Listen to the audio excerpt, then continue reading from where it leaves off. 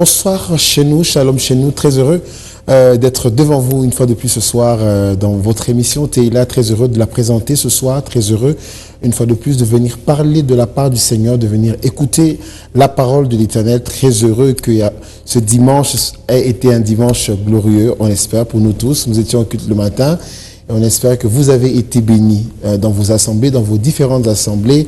Et nous prions que la parole qui a été donnée en ce dimanche produise des fruits positifs dans vos vies afin que nous puissions être des modèles. Pourquoi pas être ceux à quoi le Seigneur nous attend. Et ce soir, nous sommes très heureux d'être là, comme je l'ai dit, très heureux de présenter cette émission, très heureux d'avoir le même invité qu'on a eu la dernière fois, qui ne continue ou encore ne cesse de nous bénir. Et on espère que vous êtes bénis au travers de ce message qu'il ne cesse de nous donner, de ce message qu'il a commencé et qui ne cesse de développer, qui est tellement riche et qui ne cesse de nous bénir. Alors, bien avant tout, nous aimerions bénir le Seigneur. Nous aimerions le rendre grâce pour tout ce qu'il a fait durant la semaine. La semaine a été longue depuis lundi, dimanche. Nous sommes vivants, nous avons marché, nous avons mangé, nous sommes vêtus. Ce n'est pas par obligation, mais c'est par grâce que nous avons reçu cela de la part du Seigneur. Et nous voulons le louer au travers d'une session acoustique du frère Christian Mukuna depuis Kinshasa. Et nous nous retrouvons après ce live.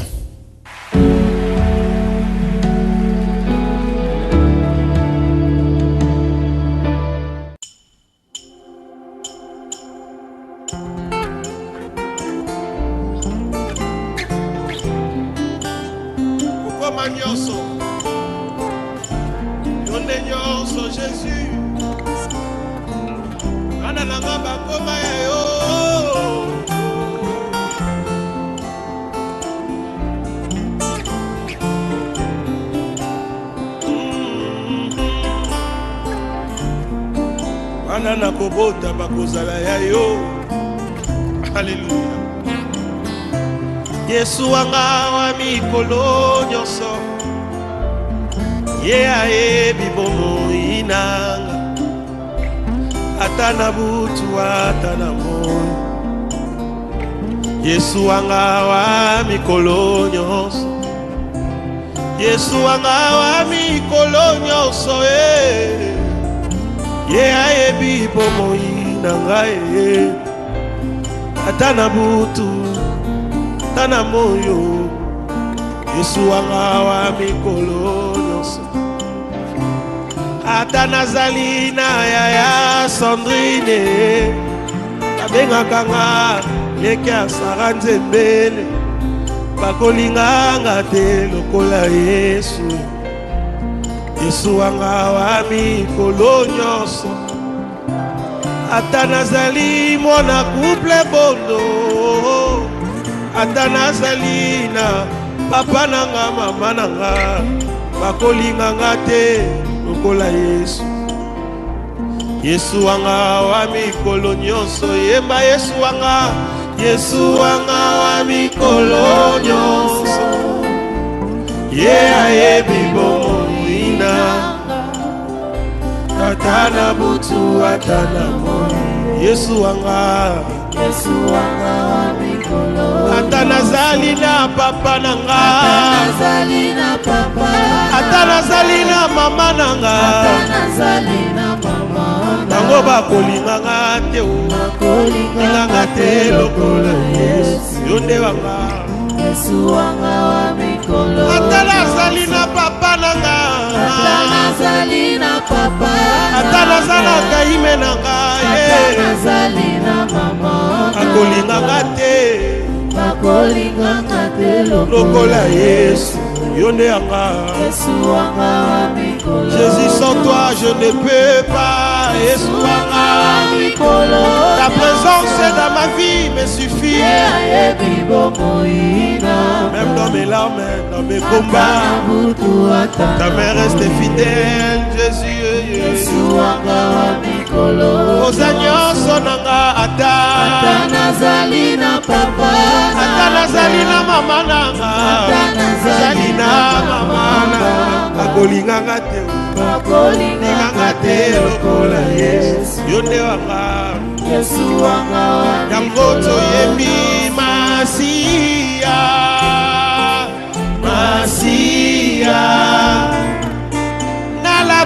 ngai nakosalela yo. Repos de mon cœur, makasi nanga, napesi yo toute ma vie tabalola.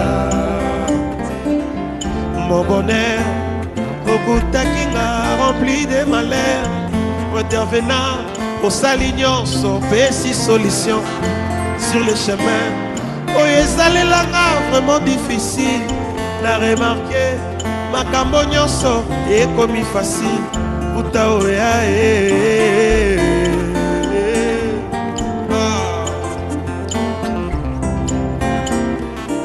mon bonheur, okutaki nga rempli de malheur, intervenant au salignon, sauver si solution sur le chemin. Oh, ezalelanga vraiment difficile, na remarqué makambo nyonso ekoma facile. Uta oya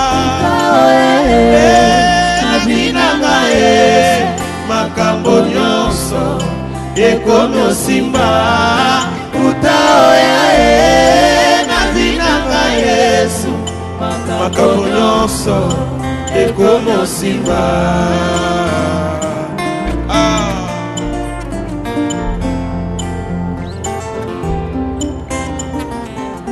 Baye baloba balinga kanga basundolinga, po bango bamoni situation nanga ekomi compliqué. Malgré cela, tu as pris le risque de me soutenir pour arrêter l'hémorragie. Tous les réunions soient beaux, moi nae na vie nanga aïe aïe makambo nyonso oh ekomi osimba. Uta oya na vie nanga makambo nyonso ekomi osimba. oh yango nabengaka yo Mon porte bonheur nyonso eka ekomi osimba. yango nabengaka yo Mon porte bonheur nyonso yanga ekomi osimba. Voilà, il s'agissait là du frère Christian Mukuna en pleine accession acoustique. On espère que vous avez été bénis au travers de ces interprétations, de ce medley de différentes chansons qui ont fait leur temps aussi. Alors ce soir, on espère que ce chant vous a énormément béni. Comme je l'ai dit, je ne suis pas seul, je suis accompagné d'une grâce avec laquelle nous avons débuté sur un sujet et qui ne cesse de nous bénir, ce sujet qui nous édifie toujours, surtout. Ce sujet qui nous parle de la Pâque, et on se retrouve après cette transition pour recevoir l'invité.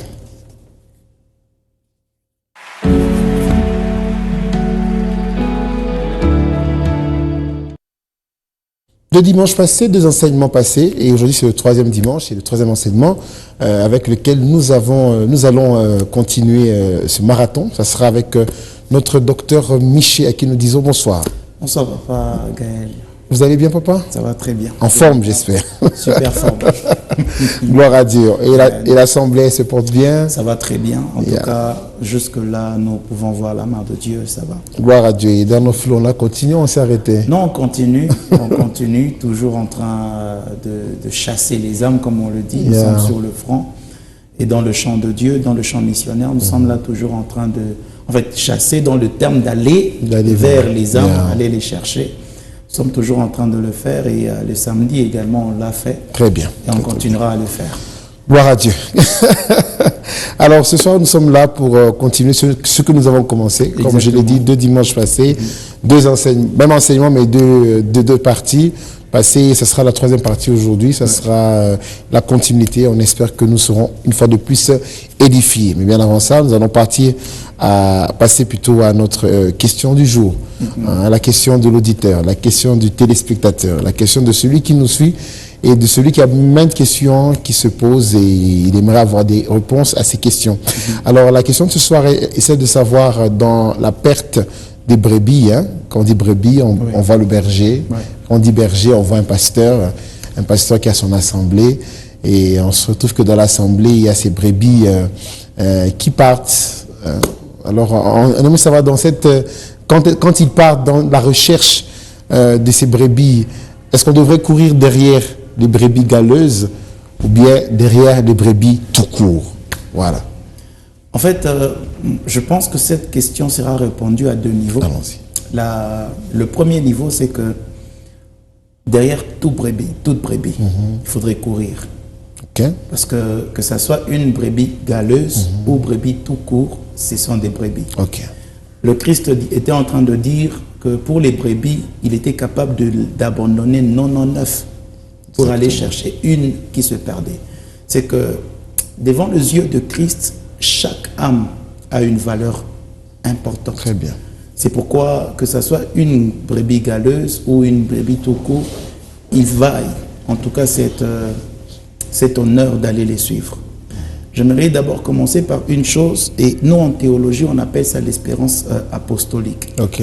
L'espérance apostolique, c'est cette croyance qu'un homme de Dieu a, que le Seigneur est capable de changer l'être de quelqu'un, l'âme de quelqu'un, et peu importe le temps que ça peut prendre, Dieu finira toujours par le changer et le mettre sur la voie qu'il faut.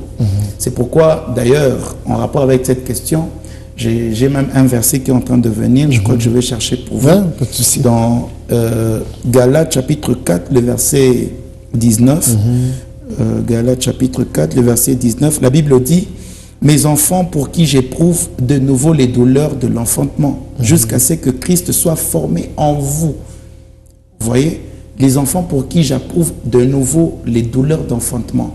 Pourquoi j'éprouve les douleurs d'enfantement? J'attends jusqu'à ce que Christ sera formé en vous. En fait, les douleurs d'enfantement, ce n'est pas une blague. Yeah. C'est-à-dire que lorsque nous sommes en train d'investir dans une âme, je ne dis pas que tout de suite cette âme directement va être accessible. Les enseignants seront accessibles.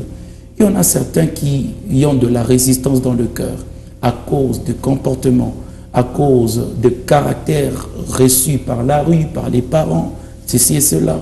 Mais dans l'espérance apostolique, nous croyons que le Seigneur qui a commencé cette bonne œuvre l'achèvera. Il la rendra parfaite. Yeah. C'est comme ça qu'aujourd'hui, les gens sont en train, par exemple, de sacrifier les pierres, tout simplement parce qu'il est dans l'assemblée, mais il a aussi la capacité de couper l'oreille. Yeah. Vous voyez, ce que Christ a fait, il ne l'a pas réprimandé, il ne l'a pas chassé. Mais qu'est-ce qu'il a fait? Il a remis pour dire, si j'en avais envie, je devais demander à mon Père. Exactement. Christ ne pouvait pas accepter de perdre Pierre. Je vais même parler de lui dans cette émission, même la raison pour laquelle il avait changé. Il avait quitté de Simon à Pierre. Vous voyez que c'est un investissement de Christ, peu importe le caractère. Si Pierre se délecte, c'est pourquoi même quand il parlait aux femmes lors de sa résurrection, il a insisté sur les femmes. Allez dire aussi à Pierre. Il n'a pas dit à Jean, allez dire aussi à Pierre. Celui que vous pensez être peureux, c'est lui qui se rétracte, c'est lui qui détruit les choses, c'est lui qui abîme, c'est lui qui cause des dégâts dans l'assemblée. Allez lui dire. Parce qu'il y a un investissement que nous n'arrivons pas à avoir. Yeah. C'est la raison pour laquelle parfois nous, en tant que pasteurs, nous avons des sérieux problèmes avec certaines brebis. Pourquoi? Parce que la brebis peut être détestée par les autres fidèles. Mais moi, je suis obligé de la protéger. Même si on me dit que c'est une impudique, même si on me dit que c'est un impudique, même si on me dit que c'est une prostituée, même si on me dit que c'est un voleur, moi en tant que pasteur, je suis obligé de faire sentir à cette brebis-là la chaleur. C'est comme ça que le berger était. Il faudrait que la brebis sente la chaleur, bon, pas dans le sens d'aller avec la brebis et faire sentir le corps à corps. C'est-à-dire que elle doit sentir que je suis en contact avec mon Père. Et mon Père même d'une manière ou d'une autre. Très bien. C'est de cette manière que ce que tu dis aura un bel écho. Et par la grâce de Dieu, il faudrait aussi beaucoup de prières, beaucoup d'assistance, beaucoup, surtout d'enseignement par rapport à cette âme-là.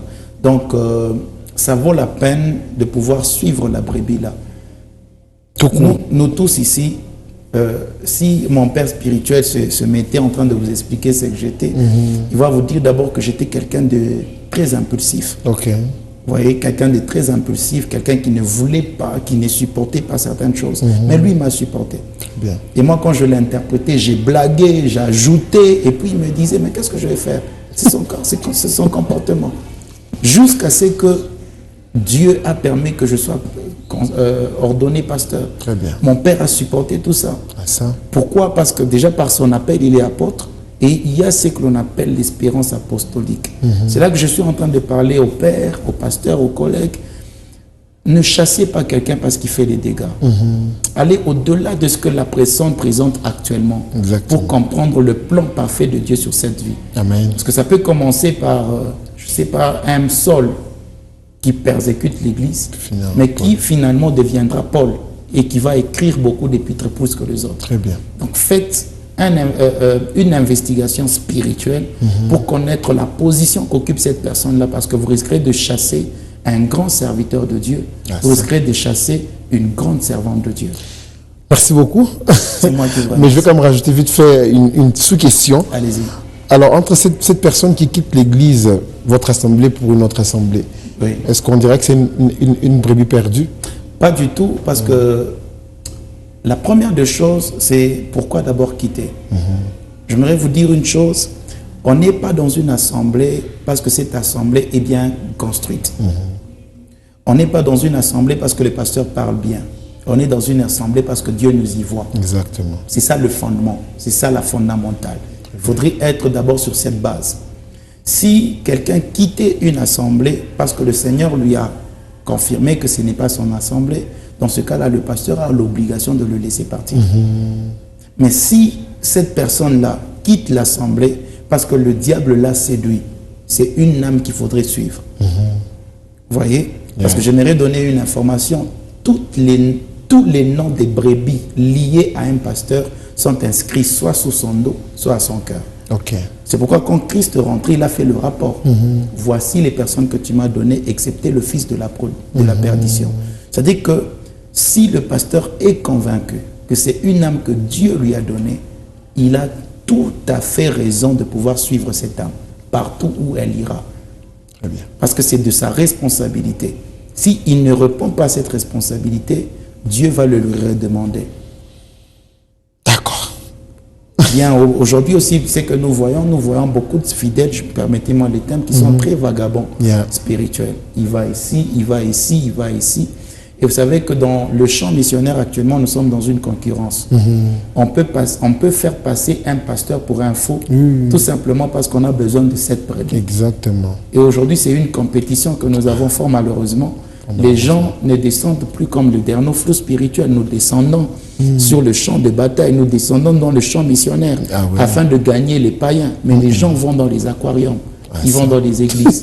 C'est comme ça qu'on dit, regardez votre pasteur, quand il parle, généralement il fait ça, il fait ça. Alors ce sont des signes parfois qui peuvent être comme ça, pris de manière anodine et tout. Mais on peut commencer à faire dire que non, c'est un occultiste et ceci. Pourquoi? Parce qu'on veut diminuer un autre pour se surélever. Et ça, malheureusement, c'est un piège de la génération. En tout cas, merci beaucoup, docteur. En tout cas, je crois qu'on a compris. Et même la personne qui a dû poser la question a eu pour son compte. Et on espère que les réponses vous ont satisfait. Alors, nous allons passer au thème de ce soir, n'est-ce pas? C'est pourquoi nous sommes là ce soir aussi. Ça sera après cette transition.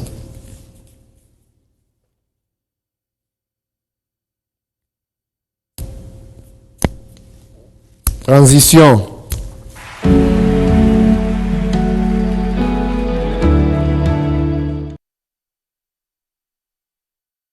On dit que c'est depuis 2 dimanches que nous parlons de la Pâque. Je crois que vous avez eu 2 émissions qui vous ont énormément édifié.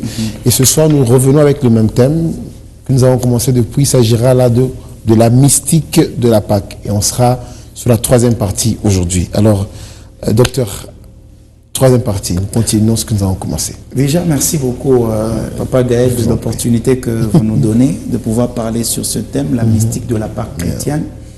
Et j'en profite déjà pour souhaiter bonne fête de Pentecôte, parce qu'aujourd'hui c'est la fête de Pentecôte. Exactement, merci. Il faudrait savoir qu'après la Pâque, c'est la Pentecôte. Et la Pentecôte était célébrée généralement dans la fête de moisson. C'est-à-dire après 7 semaines, le jour qui suivait, c'était le jour de la Pentecôte. C'était une grande fête. Et c'est même l'une des raisons pour lesquelles vous avez vu qu'il y avait beaucoup de gens à Jérusalem ce jour-là. L'apôtre Pierre va sortir, va prêcher, et plus de 3000 âmes seront sauvées. Donc c'était un rassemblement des gens qui venaient pour offrir les prémices de la récolte. Yeah. Et bonne fête de la Pentecôte. Merci. Que cela ne tienne. Nous sommes en train de parler encore sur la mystique de la Pâque.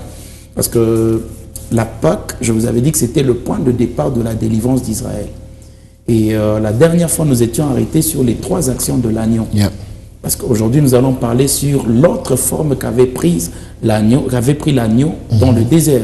Avant de finir, je vous avais dit que l'agneau avait 3 actions. La première action était celle de délivrer l'identité. Yeah. Vous voyez, l'identité d'Israël était une identité royale.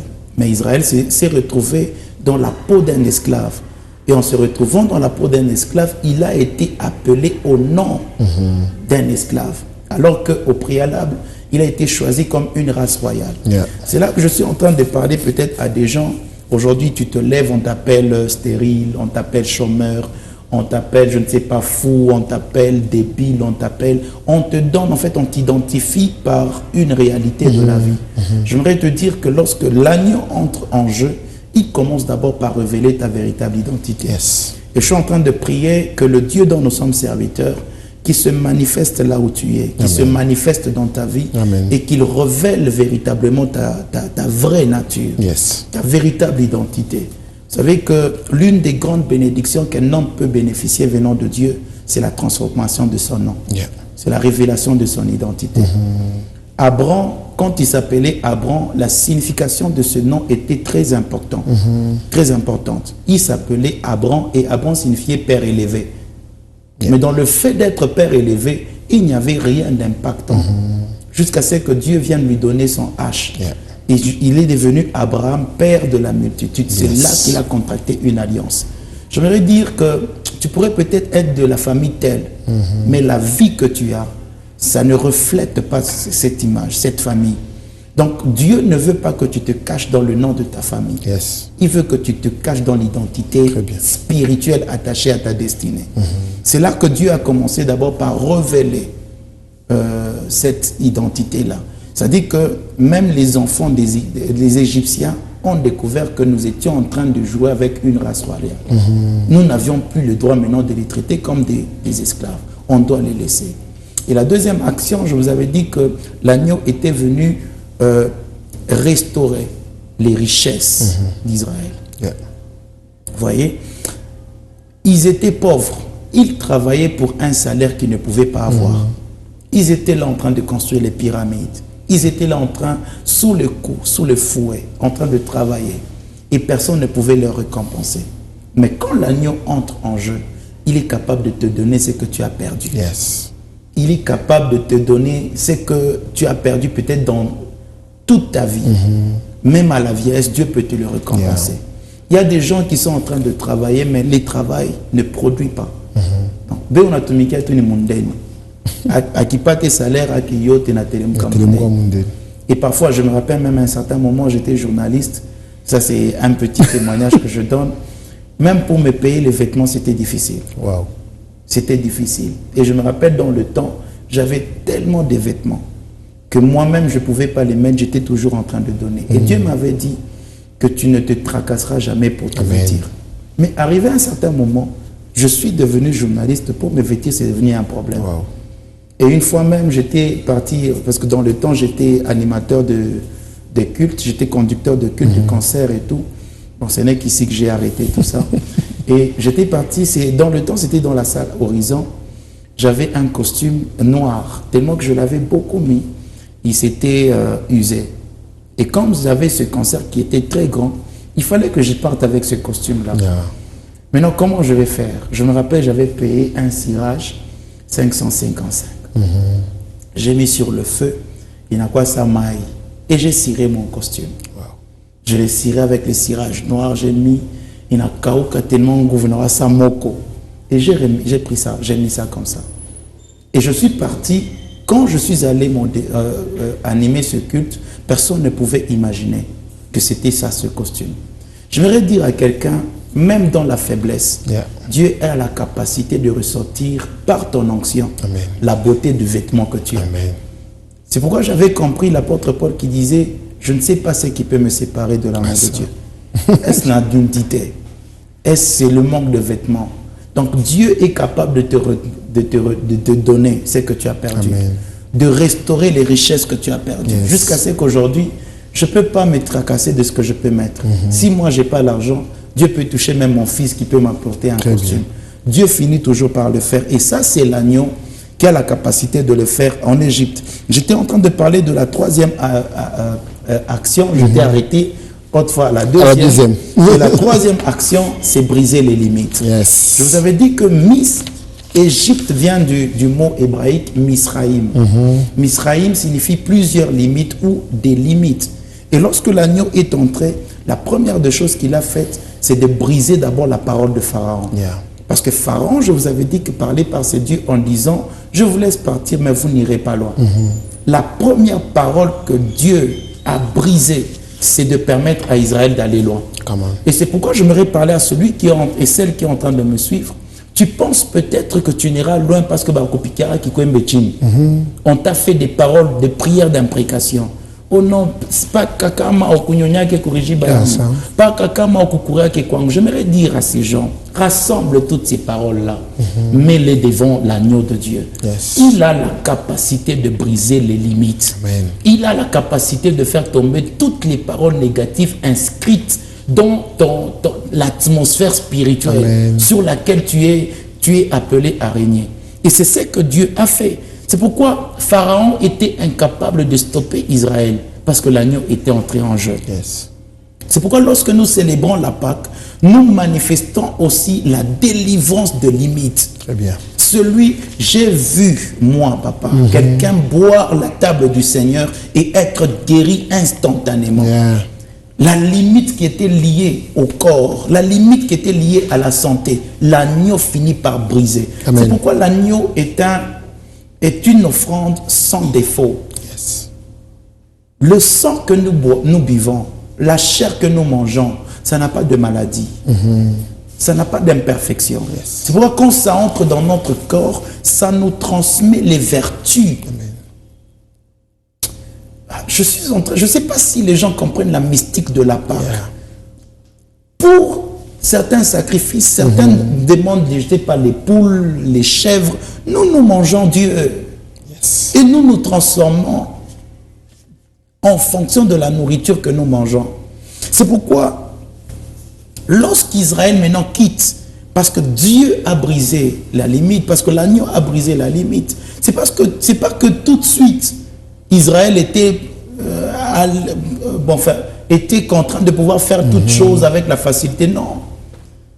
Lorsque Israël est libre, ils sont en train de chanter, mais ils arrivent devant une autre limite. C'était la mer Rouge.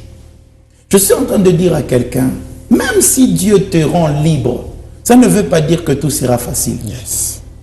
Arrêtons avec l'évangile qui vient prêcher aux gens pour dire que voilà, si tu viens chez nous, Dieu va te donner directement le mariage. J'ai toujours dit, nous ne devons pas réduire Christ à ce niveau.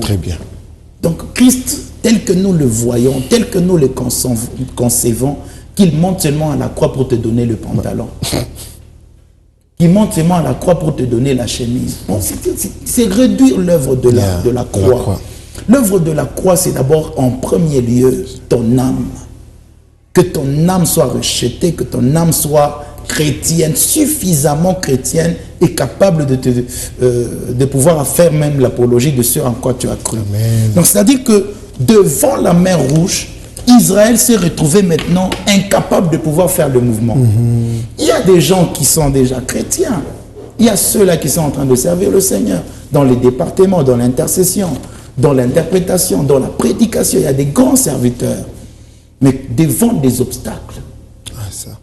Et c'est là le travail de l'agneau. L'agneau a déjà brisé les limites spirituelles. Toutes les limites naturelles ne sont plus à l'agneau. Je ne sais pas si je me fais comprendre. Toutes les limites spirituelles sont brisées par l'agneau. Mais les limites naturelles, Moïse est là. C'est là que j'aimerais dire à quelqu'un, Dieu a déjà placé soit quelqu'un à côté de toi pour t'aider, soit tu es la personne par qui Dieu va passer pour s'aider et pour aider les autres. C'est pourquoi devant la limite naturelle, Dieu n'a pas fendu la mer. Il a dit à Moïse, qu'as-tu entre tes mains? Dis, j'ai les bâtons. Nous avons le bâton. C'est le bâton qui matérialise le brisement des limites spirituelles. Qu'est-ce que nous avons aujourd'hui? Nous avons la prière. Nous avons nos déclarations. Nous avons notre langue. La Bible dit la vie et la mort sont au dépend de ce que tu prononces. Très bien. Aujourd'hui, Dieu t'a déjà donné la liberté spirituelle. Il a déjà brisé tes limites. Mais qu'est-ce que tu dis sur toi? Ça. Qu'est-ce que tu déclares sur toi? Qu'est-ce que tu es en train de faire comme déclaration? Non, Chiaba. Tu crois que c'est bizarre. Chiaba, tout à gouvernement. Il y a des gens qui construisent dans ce gouvernement. Yes. Il y a des gens qui voyagent dans ce gouvernement. Il y a des gens qui se marient malgré la crise. Qu'est-ce que ces personnes-là ont fait que toi, tu ne peux pas faire? Ça dit que la limite spirituelle a déjà été levée. Mais la limite physique, Dieu dit à Moïse, utilise le bâton. Et dès qu'il utilise les bâtons, la mer s'ouvre. Le problème, c'est que les gens sont ignorants de ce que le Seigneur leur a donné. Amen. Tu ne sais pas ce qui fait ta force. Yes. C'est pourquoi les gens ont toujours tendance à dilapider, à divulguer les secrets de leur force. Yeah. Pourquoi Delilah est allé demander à Samson, c'est quoi l'origine de ta force? Pourquoi tu me laisses comme ça? Parce que Samson avait un secret. C'est ce secret qui le permettait de repousser les attaques de Philistins. Yes. Les Philistins qui venaient physiquement, Samson avait un atout physique pouvant le permettre de manifester la délivrance spirituelle. Maintenant, toi, tu as quoi?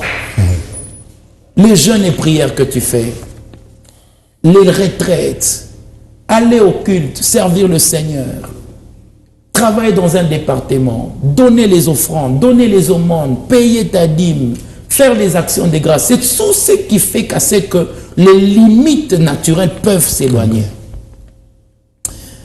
Écoutez, parfois, c'est nous les personnes que Dieu a mis comme des Moïse. Nous qui devons maintenant prononcer une parole pour que ce qui a été brisé spirituellement se manifeste. Yes. Parce que j'aimerais dire ici, le parole d'un père a 3 actions. C'est ce qu'on appelle la Beraka. Okay. Les paroles déclarées par un père sur la vie d'un fils ou d'une fille a 3 actions. Ou ont 3 actions. La première action, c'est que c'est une parole ayant le pouvoir en elle, capable de te frayer le chemin. Yes. Il y a des gens qui ne connaissent pas le chemin qu'ils vont emprunter. Mais dès lors que le papa, le père, établi dans le monde spirituel comme ton père, il prononce une parole, tu sens que Dieu commence à te montrer la direction que tu dois prendre. Amen. La deuxième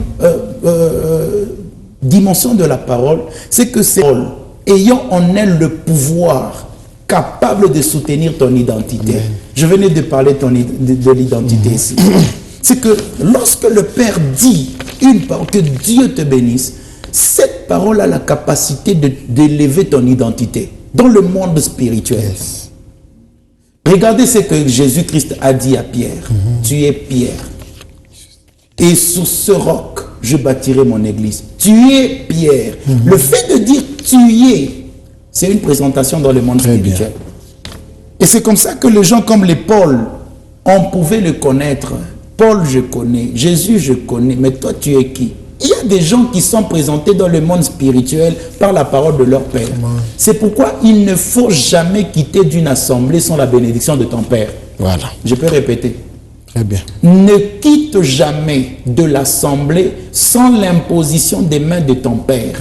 Même l'apôtre Paul qui était loin, très loin, avant de quitter, il fallait que le Saint-Esprit parle et il fallait que le dirigeant de l'église de Jérusalem puisse le libérer. Mais oui, on a l'amkato busubui, onction et nakuyala, minen. Même l'agneau, il ne t'accompagnera pas.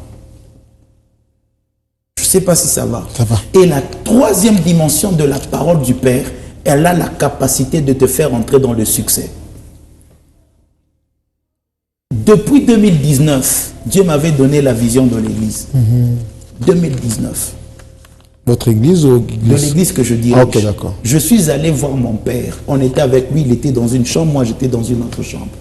Papa m'a dit, prions. Prions. Et papa m'a ordonné en 2021, en novembre 2021. C'est là qu'il m'a ordonné. Je m'excuse, c'était pas en 2019, c'était en 2017. Ok. Voyez? Et aujourd'hui, ces paroles sont en train de me présenter. Partout où je me retrouve, j'ai la capacité de dire, Dieu, souviens-toi de ce que mon père avait dit. Aujourd'hui, quel est le mandat que tu présentes devant les obstacles? Voyez? Donc, nous avons des Moïse. Nous devons apprendre à les écouter pour que la délivrance de l'agneau soit manifeste dans nos vies. Exactement. Et c'est très important. C'est pourquoi aujourd'hui, nous allons parler maintenant de l'agneau dans le désert. Quelle est la forme qu'a joué l'agneau dans le désert? Vous devez savoir que l'agneau dans le désert, il s'est transformé. Il n'est plus devenu agneau, mais il est devenu rocher. Je vous avais dit dans l'introduction que Dieu est une multitude d'identités diversifiées. Et à chaque action de Dieu, à chaque nom de Dieu correspond une action spécifique. Et à chaque nom de Dieu révèle sa personne et sa nature. Lorsque nous sommes arrivés dans le désert, Dieu n'a plus travaillé comme l'agneau. Lorsque le peuple d'Israël est arrivé dans le désert, Dieu s'est transformé en rocher. Vous devez savoir que dans toute l'histoire du salut de l'humanité, Jésus-Christ ou Dieu avait trois objectifs. Le premier objectif était celui de se révéler à l'homme. Parce que si Dieu ne se révèle pas, personne ne peut le connaître. C'est ça sa dimension de El Olam. Le Dieu qui se cache et qui cache. Personne ne peut connaître Dieu si Dieu ne décide de se révéler. C'est même pourquoi certains sont en train de dire non, est-ce qu'on peut étudier Dieu? Non. Pour l'homme, la théologie, c'est la science qui étudie Dieu. Dieu, on ne l'étudie pas. Parce qu'on ne peut pas étudier un Dieu qui est intranscendant.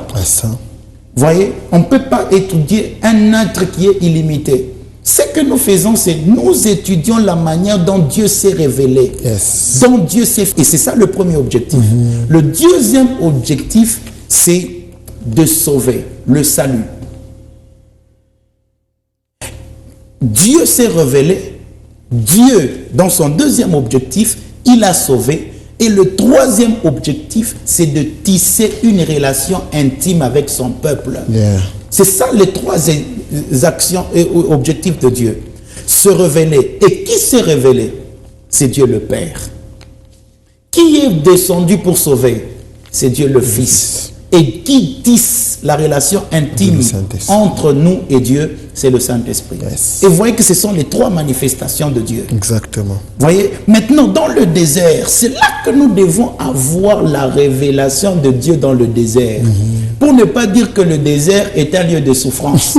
Nous sommes dans Osée chapitre 2, le verset 16. Et vous allez voir pourquoi Dieu délibérément avait décidé de pouvoir amener Israël dans le désert. Et Osée chapitre 2, le verset 16 dit ceci. C'est pourquoi, voici, je veux l'attirer et la conduire au désert et je parlerai à son cœur. C'est-à-dire que le désert n'est pas le lieu de la souffrance. Mais le désert est un lieu d'intimité. Le désert est un lieu choisi par Dieu pour parler au cœur de celui qui est intime à Dieu. Tu ne peux pas connaître Dieu si Dieu ne parle, si tu ne laisses pas Dieu parler à ton cœur. Parce que j'aimerais vous parler. Dieu est celui qui connaît les 4 fenêtres de l'homme. Regarde, je sens que Dieu connaît les 4 fenêtres de l'homme. La première fenêtre, c'est ce que tout le monde connaît de nous. Les gens savent que je suis pasteur. Les gens savent que je m'appelle Miché. Il y en a certains même qui me connaissent par mon ancien prénom. Les gens avec qui nous étudions, ils peuvent me voir et me dire, bon, ils me connaissent. La deuxième fenêtre de l'homme, c'est ce que les hommes connaissent sur l'homme, mais qu'ils n'arrivent pas à lui dire. Je sais que par exemple, cet homme, mais je ne sais pas lui dire. Je connais certaines vérités qu'on dit sur lui, mais je ne sais pas lui dire. C'est ça la deuxième fenêtre de l'homme. La troisième fenêtre de l'homme, c'est ce que l'homme lui-même connaît. Et il sait que ce que je suis ici, si je l'expose, si on l'expose, ce sera ma honte. Exactement. Ça dit que c'est le domaine où nous gardons nos propres secrets. Nous ne voulons pas que ces secrets intimes soient divulgués. Dès qu'on les divulgue, c'est notre honte. Parce que ce que nous cachons, parfois c'est notre honte. C'est une autre image de nous que nous cachons, que nous ne voulons pas que les gens accèdent. Exactement. Ça là, Dieu connaît. Maintenant, la quatrième fenêtre, c'est la fenêtre que ni les hommes, ni toi-même, ni Satan ne sait, mais que Dieu sait que c'est en lui. C'est pourquoi c'était tout à fait inconcevable à Pierre. Quand Jésus dit, après toi tu vas me renier. Pierre a dit, moi. Parce que Pierre ne pouvait pas imaginer que Dieu connaissait les choses de sa quatrième fenêtre. Parce que Dieu est intime en nous. Il connaît ce que nous ne savons pas de nous. C'est pourquoi quand on te dit, toi tu finiras par tuer quelqu'un, ou apôtre, ou prophète en Afrique King Kondo, il y a des choses que tu ne connais pas sur toi, mais que le rocher connaît. Amen. Et comment tu peux le savoir? C'est lorsque tu le laisses parler à ton cœur. C'est lorsque tu entres dans le désert. Parce que le désert est un endroit de formation. J'aimerais encore dire quelque chose. Écoutez, avec le peuple d'Israël, l'alliance était basée sur les paroles de Dieu. Il fallait que le peuple écoute Dieu pour qu'il finisse par vivre le plan de Dieu. Mais fort malheureusement, je veux vous dire pourquoi le désert devient un lieu pénible pour certains frères et certaines sœurs. Nous sommes dans Psaume chapitre 81. Psaume 81, on va commencer à partir du verset 9. À partir du verset 9. La Bible dit, « Écoute mon peuple et je t'avertirai. Israël, puisses-tu m'écouter ?» Vous allez remarquer que dans ce verset, on a insisté 2 fois sur l'écoute. Qu'il n'y ait au milieu de toi point de dieux étrangers. Ne te prosterne pas devant des dieux étrangers. Je suis l'Éternel, ton Dieu, qui t'ai fait monter du pays d'Égypte. Ouvre ta bouche et je la remplirai. Mais mon peuple ne m'a point écouté, n'a point écouté ma voix. Israël ne m'a point obéi. Alors je les ai livrés au penchant de leur cœur. Et ils ont suivi leur propre conseil.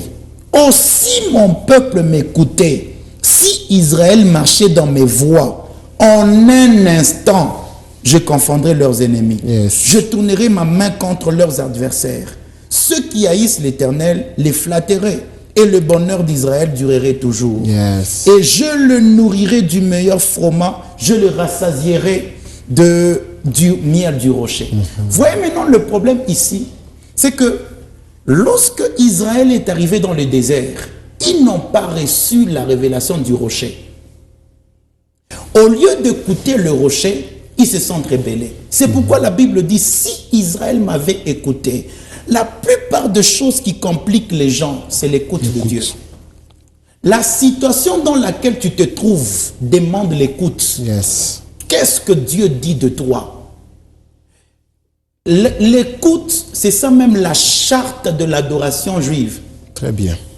Ça se retrouve dans Deutéronome chapitre 6, le verset 4. C'est là même la piété, le culte de la piété des Juifs. Ils ne passent pas une journée sans réciter ce verset. Écoute Israël, l'Éternel notre Dieu est le seul éternel. Ça dit que Dieu est le seul éternel. C'est ça, Shema Israël. Shema, c'est quoi? En fait, Shema implique 4 verbes principaux. Le premier verbe, c'est entendre. Tu dois entendre ce qu'on te dit.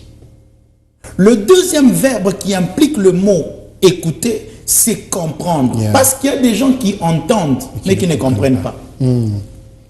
Vous êtes en train de me suivre parce que vous entendez ce que je dis et vous comprenez parce que nous parlons dans une langue qui nous est compréhensible. Mais il y a des gens qui entendent sans comprendre ce qu'on leur dit. Maintenant, le schéma ne s'arrête pas là. il y a un troisième mot, et le troisième mot, c'est de garder. Yes. Tu ne peux pas entendre, comprendre et ne pas garder. Très bien.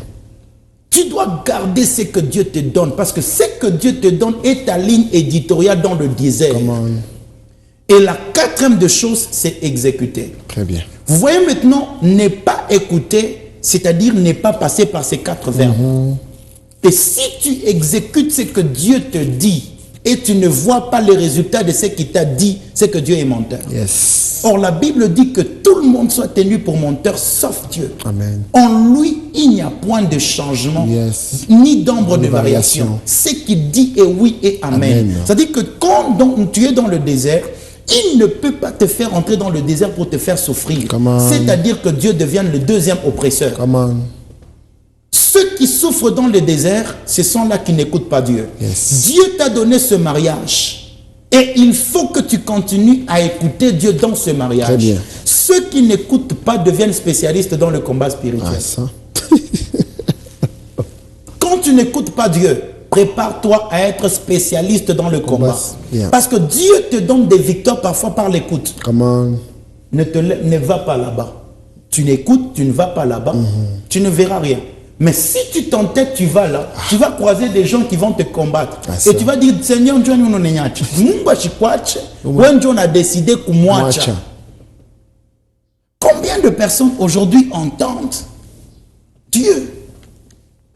Et c'est pourquoi il y a un verset dangereux. Dieu dit, il les a livrés à leur penchant. Bien-aimé, si tu n'écoutes pas Dieu, Dieu va te laisser te diriger toi-même. Toi-même. Et tu vas te diriger en fonction de tes penchants. Voilà. C'est pourquoi dans le plan de Dieu, la manne n'existe pas. Come on. Ceux qui disent que non, Minabariki ou manne, Dieu n'a jamais prévu de donner à Israël la manne. Parce que Dieu ne peut pas te donner une nourriture qui se dissipe aujourd'hui, Come on. qui pourrit aujourd'hui, au lendemain. Jamais. Vous allez vous rendre compte d'une chose. La Bible dit, parce qu'on n'a pas le temps, dans 2 Corinthiens, le rocher se déplaçait. Ok. Il n'avait pas besoin. Le peuple n'avait pas besoin de se déplacer vers le rocher. Quand ils avaient besoin de l'eau, ils se retrouvaient que l'eau était à côté d'eux. Wow. C'était ça le plan de Dieu dans le désert. Yes. Parce que dans le désert, le rocher est la provision. Très bien. Vous n'avez pas besoin de chercher. Tout ce dont vous avez besoin se retrouve dans le rocher. Très bien. Et pour avoir ce dont vous avez besoin dans le désert, vous devez comment je peux dire? Vous devez vous adresser au rocher. C'est le rocher qui a en lui ce qu'il vous faut. Come on. C'est pourquoi ils ont demandé la manne. Parce qu'ils avaient envie de manger. Dieu leur a donné une nourriture qui pourrit. Yeah. C'est pourquoi Jésus a combattu la doctrine de la manne. Jésus n'a jamais dit que la manne est une bénédiction. La manne est le plan B de Dieu. Come on. Ceux-là qui disent Seigneur, donne-moi la manne, ils demandent le plan B de Dieu. Wow. Le plan A de Dieu, c'est le froment du rocher. Très bien. La fleur du froment qui devait provenir du rocher. Yeah. Le miel qui devait provenir du rocher. C'est pourquoi quand Christ est venu, oh là là, quand Christ est venu, il s'est appelé comme le pain descendu du ciel. Très bien. La manne ne descendait pas, la manne apparaissait. Wow. Et ce qui apparaît, disparaît. Ce Comment? qui descend, monte. Aujourd'hui, on s'arrête là. Alors, en quelques secondes, qu'est-ce qu'on retient? Ce que j'aimerais vous dire, vous passez par une période qui est difficile, ne dites pas que c'est Dieu qui vous fait souffrir. Dieu a besoin de votre cœur Come on. afin de vous parler de manière intime. Amen. Posez la question à Dieu, qu'est-ce que tu veux me donner comme leçon? De quoi il s'agit? Et Dieu vous dira, tu as oublié tel autre. Je peux aller bantu banalota kasana be okumasomo ou primaire ou on a fait examen. Tu n'as pas écouté Dieu. Tenez Shana Kouisha. Que Dieu vous bénisse. Amen. On espère que vous avez été bénis. Shalom chez vous. On se dit à la prochaine.